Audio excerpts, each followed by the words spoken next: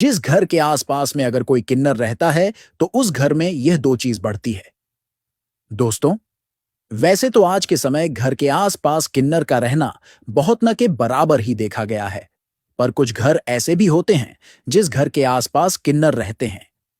आज हम आपको विशेष रूप से बताएंगे कि यदि जिस घर के आसपास कोई किन्नर रहता है, यह ज्यादा किन्नर रहते हैं तो क्या होता है, अथवा उस घर में क्या बढ़ता है। दोस्तों, माना जाता है कि शास्त्रों के अनुसार किन्नर को शुभ माना जाता है। किन्नर ऐसे होते हैं जो न पूर्ण रूप से स्त्री होते हैं अथवा न पूर्ण रूप से पुरुष होते हैं। यह दोनों का संगम होते हैं, इसलिए इनको किन्नर कहा जाता है। किन्नर को प्राचीन समय से ही शुभ माना गया है, अथवा किन्नर का द्वार पर आना बहुत शुभ माना जाता है।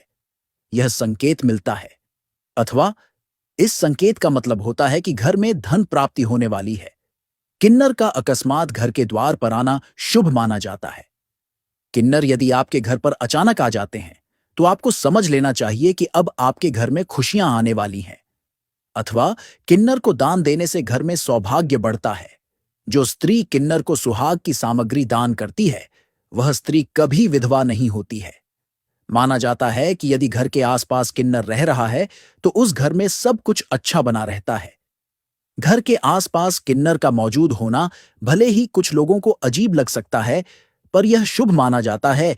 किन्नर यदि जिस घर के आसपास रहता है तो उस घर में नकारात्मक शक्तियां नहीं आती हैं। किन्नर शुभ माने जाते हैं, अथवा ऐसे शुभ मनुष्य का घर के आसपास रहना अच्छा ही माना जाता है। पर किन्नर दोस्तों ऐसे हैं, वह स्वयं ही नहीं चाहते हैं कि वह ऐसी जगह रहे जहां की आबादी किन्नर समुदाय से जुड़ी ना हो।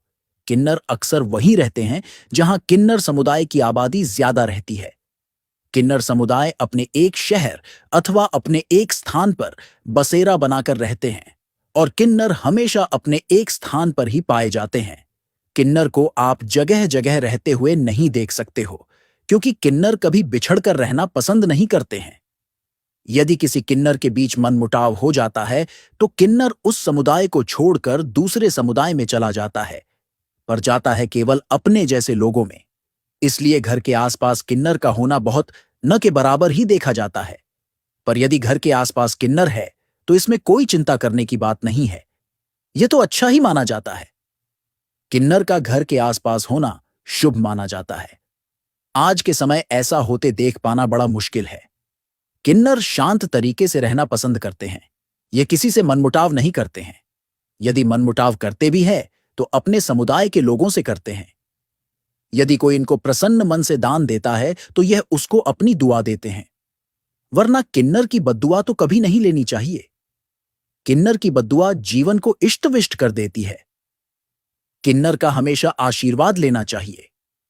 किन्नर का आशीर्वाद लेने से देवी के आशीर्वाद मिलने के समान माना जाता है, क्योंकि किन्नर देवी की ज्यादा आराधना करते हैं, और पुराणों के अनुसार किन्नर इस संसार के पहले मनुष्य हैं।